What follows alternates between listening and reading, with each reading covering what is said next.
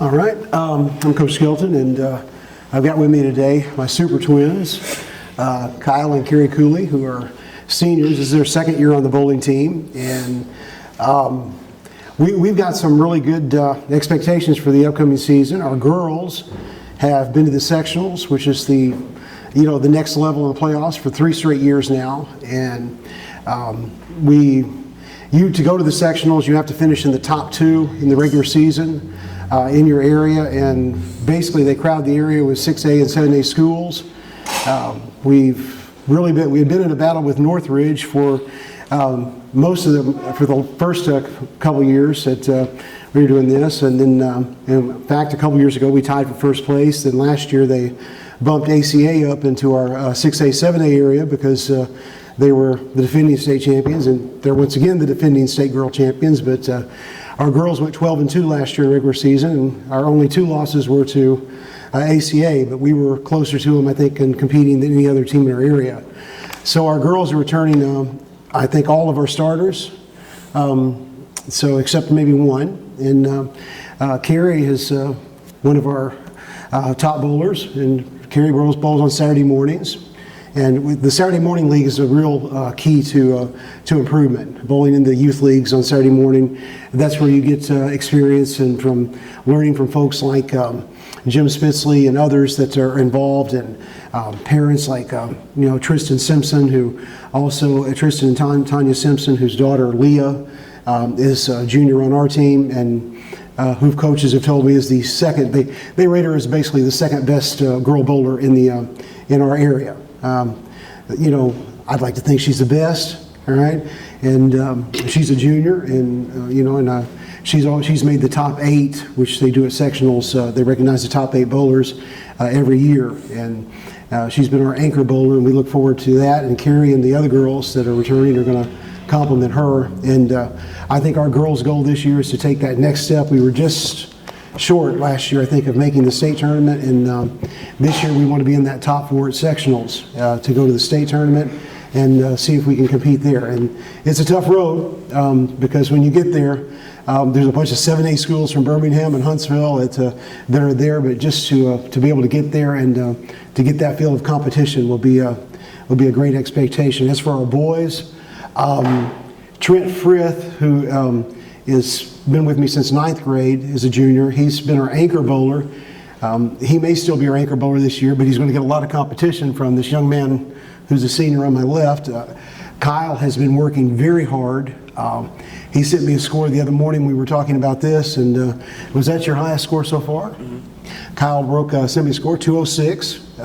So when you start getting bowlers breaking 200 at a high school level, and that's a lot of hard work. And we return 4 of our starters, 4 of our top 6 boy bowlers. 1 graduated, and one moved away. But I think I've got a lot of confidence in the top 4 we have. I think they're all very competitive, and if we can develop that one more boy bowler, I know it's going to be tough with 9 teams in our area region, but we're going to be fighting for that one of those top 2 spots to get to the sectional, so we can take both the boys and the girls, and I think we can do it. I think they'll tell you that we can do it too. They've been working hard. This is for the coaches and the bowlers. Is bowling something that you've always been interested in, or is it something that you just picked up on the way? I'll let y'all take that first. Well, I picked up on the way, truthfully, because I think in 10th grade he recruited me for the team, and ever since I just loved to do it. Bowling is something that I recently got into because I was just looking for new clubs, and I saw bowling, and I was interested. So, as for me, bowling's just always been something recreational, and I'm a very competitive person. And after I was finished coaching softball, I wanted to coach something. And so we needed a bowling coach. Our bowling coach had left, and I talked with Coach Pecklove and started coaching bowling. It's my 5th year doing it, and I'll do this until I sign that retirement contract if I can, because it's been a lot of fun. What are some of the important life lessons you learned from athletics? Basically, you gotta stay in your head because with bowling, it's just you the ball in the lane, and you basically gotta keep focused because ain't nobody there to distract you, just you in the lane. So you gotta basically have a good mental and everything like that. Something I learned is that you're not always gonna have it. There's been days that I've been good at bowling and days that I'm just horrible. So you're not always gonna have it. Consistency is great, but make sure you keep in your mind that you can do it because every day you might not have it. So like any other sport, you're going to have good days and bad days, and you just you just press on. We do have the option in bowling of substituting, and if Carrie was having a bad day and she came to us and after maybe the fifth frame and said, "Coach, it's just not turning around," once she's bowling her full game, and we say, "Okay, we'll see if we can get one of the other girls in there for you." It's just like any other game. If the pitcher's having a bad day in softball or baseball, you can make that change. So it's good just to be kind of self-aware of when that good day or that bad day is happening. So I'm glad Carrie said that. She understands. How do y'all keep the strong mentality to focus? We are good at keeping a strong mentality, but some things throw us off. When we were doing good at competition one time, something happened and it kind of threw us off. So we had to take a second and be like, we got this. We're going to be good at this. And we did good in the end result. So you just have to keep in your mind that you're going to do it. You've been doing good and you're going to win. So you just got to keep it in your mind.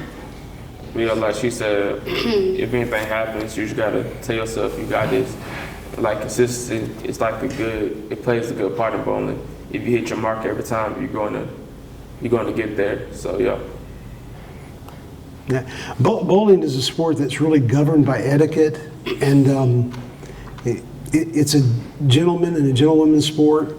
And when people violate that etiquette, it can really. That'll really throw you off your game. I mean, like if, one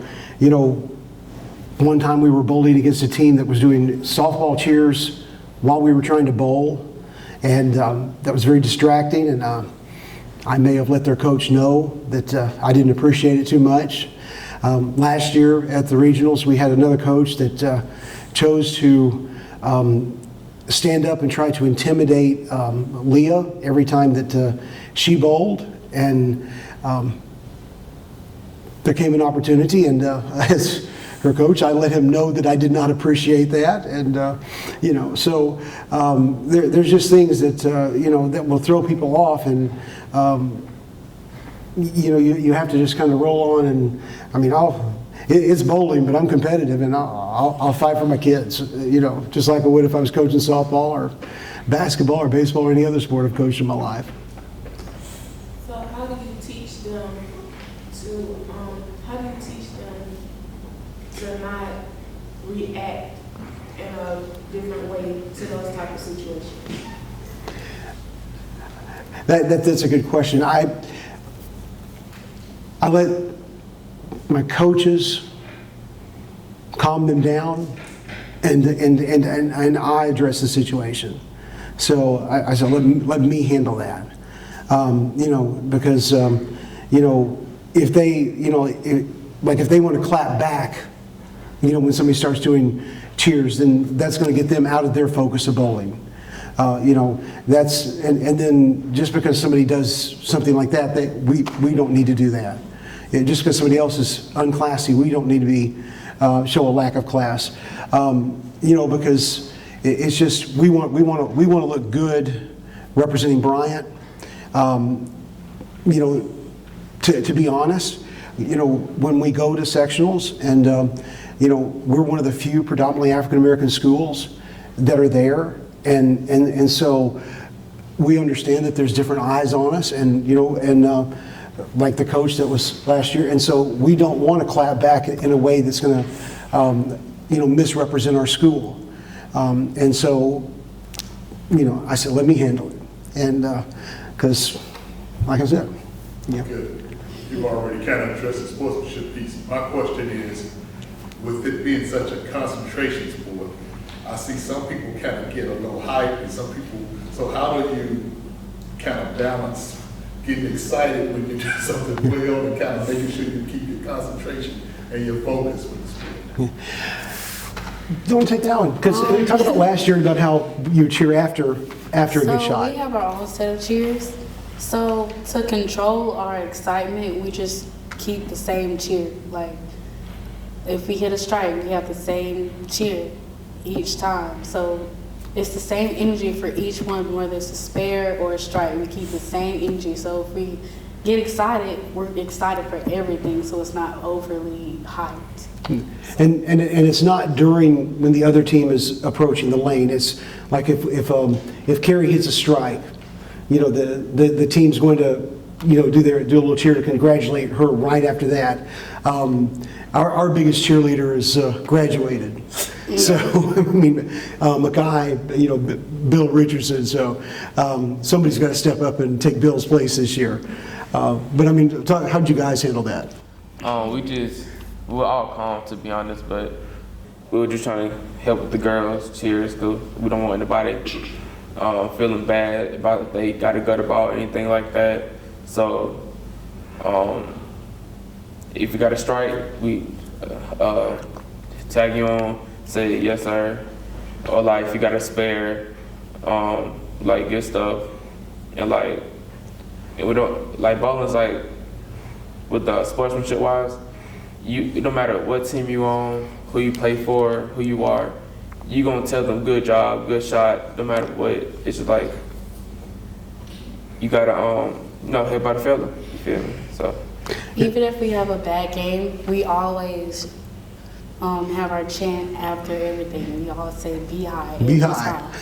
So even if we did bad, we're still hyping each other up and others up. They're going to know that Be High was in the place, yes, sir. in that bowling alley. All right, thank you guys, we appreciate it. Thank you.